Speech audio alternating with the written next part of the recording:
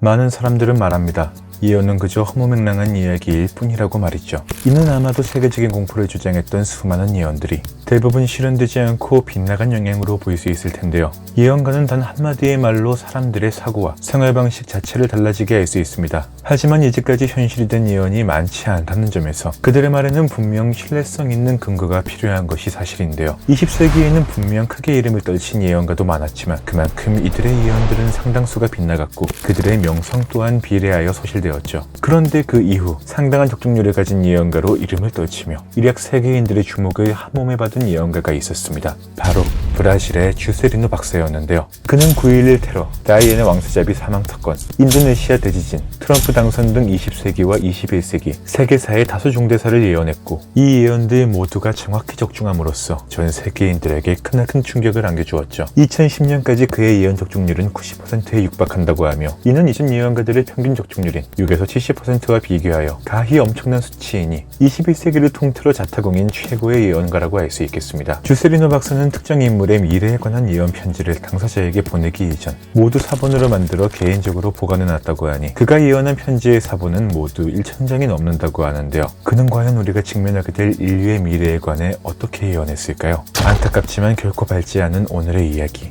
이제 다가오는 또 다른 한 해를 바라보며 그가 예언한 미래를 살펴보고자 합니다. 그의 말처럼 2043년에 지구는 진정으로 종말을 맞게 될까요? 오늘은 주세리노가 예언한 이야기들은 무엇이며 그가 남긴 예언은 얼마나 적중했고 현 시각 어떻게 흘러가고 있는지 팩트를 기반으로 객관적인 관점에서 알아보도록 하겠습니다. 명심하세요. 예언은 재미로 감상하시되 결코 맹신하시면 안 됩니다. 오늘 영상 바로 시작합니다.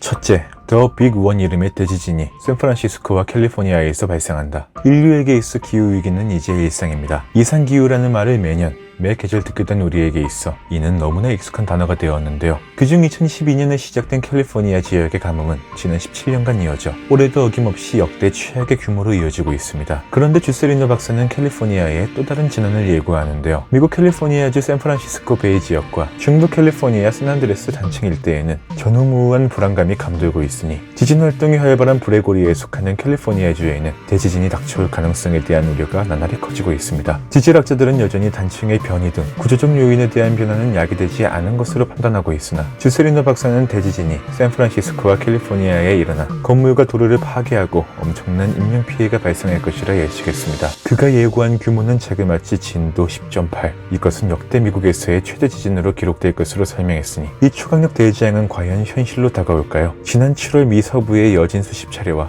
규모 6.0 지진이 발생했던 만큼 그의 말처럼 지진에 대한 불안감은 계속될 것으로 보이며 일전 영상에서 여러 차례 언급한 불의 고리 대지진은 시간의 문제일 뿐 결코 인류가 피해갈 수는 없는 비극으로 이어지게 될 것으로 보입니다.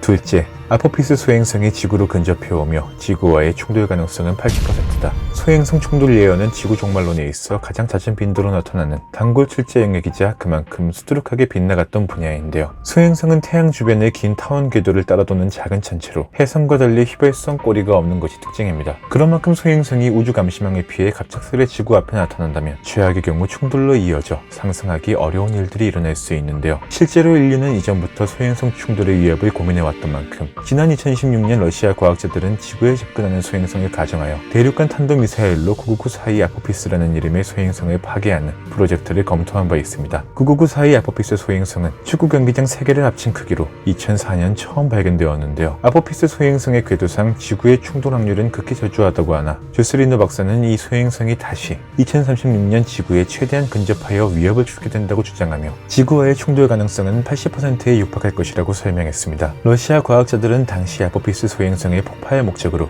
핵폭탄 연구의 필요성에 목소리를 높였으나 그 위험성으로 인해 정부의 허가를 얻지는 못했는데요. 대기권에서 해결 가능한 방안인 핵폭탄 대처 실험을 현재 지구에서는 그 위험성으로 인해 실험할 수 없는 대신 인류는 새로운 시각에서 소행성 파괴 가능성을 검토하는 중에 있으며 미 캘리포니아대 필립 루빈 교수와 연구진은 소행성이 갑자기 등장했을 때 종말 단계 행성 방어라는 이름으로 시스템을 구성한 바 있습니다. 이 시스템은 일반적인 미사일 방어 시스템처럼 공중에 뜬 상태를 요격하여 파괴하는 방식으로 이루어져 있는데요. 미사일로 소행성을 요격하지만 이는 핵탄두가 아닌 특수 악금으로 이루어진 금속봉을 탑재했기에 금속봉이 총알과 같은 속도로 날아가 소행성에 관통하며 표적을 산산조각내는 효과를 노리고 있습니다. 소행성이 대부분 잡석으로 이루어져 있는 만큼 강한 외부의 충격이 있다면 산산조각날 확률이 높고 부서진 조각들은 대기권에 진입하는 순간 타버려 지상에 미치는 영향은 미미할 것으로 예상되고 있는데요. 주세리누 박사의 말처럼 소행성 충돌이 발생한다면 순식간에 일어나는 소행성 충돌의 위협을 인류는 잘 대비할 수 있을까요? 아포피스 충돌 가능성에 관하여 궁금하신 분은 상단의 영상을 참조하시기 바랍니다.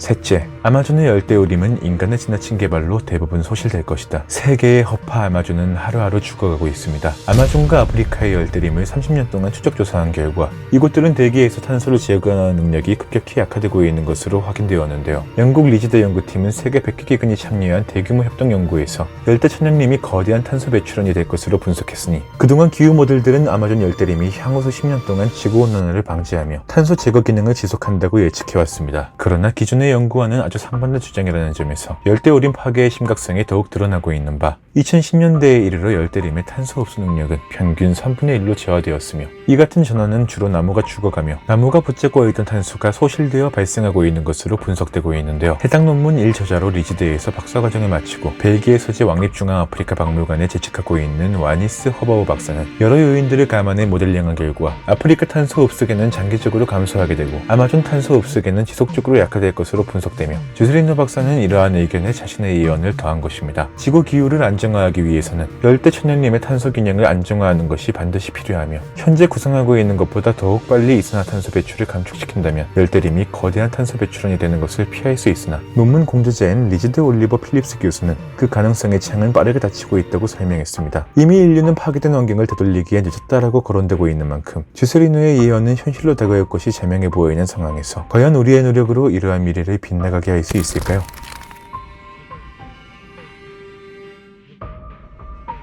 넷째, 지구는 멸망할 것이다. 결국 지구는 열대우림 파괴의 여파로 온난화가 가속화되어 인류는 어김없이 멸종을 맞이할까요? 주세리누는 2043년에 대해 말하길 여러가지 대재앙으로 인해 인류의 80%가 사망하게 된다는 끔찍한 예언을 했습니다. 타노스도 고작 50%에 그친 걸 감안하자면 이는 상당히 너무한 예언인데요. 주세리누는 이 시기에 여러가지 재난이 동시에 발생하여 역병이 창궐하고 세계 인구의 8알이 없어진다고 말하며 이는 완전한 지구 종말이기보다는 세계 인구의 단 2알이 살아남아 지구를 재건하기 위해 노력할 것이라고 설명했습니다. 2019년 브라질 역대 환경부 장관 8명은 공동서한에서 아마존의 산림훼손이 제어를 벗어날 위험에 직면했다고 경고한 바 있었고 다만 그 와중 자해를 보호선언을 브라질 대통령은 통계 신뢰도에 문제를 제기하며 경고를 무시했었는데요. 지금 이 순간에도 지구는 어쩌면 멸망을 향해 달려가고 있을지 모르나 진실을 향한 인간의 갈등은 상황을 더욱 파국으로 몰고 있습니다. 지난 11월 1일 보리스 존슨 영국 총리는 영국 글래스고에서 열린 제26차 UN 기후변화협약 당사국 총회 개막식에서 인류는 기후변화에 있어 오래전에 남은 시간을 다 사용했다고 주장했고 추가적으로 세계는 여전히 바다의 물방울 같은 합의를 지속하고 있다고 비난했는데요. 이같이 인간의 갈등만 지속된다면 주세리누 박사가 말한 파국의 결말로 인류는 결국 종말을 맞이하게 될지 모를 일이겠습니다. 여러분은 오늘 그의 예언을 들으며 어떤 생각을 하셨나요?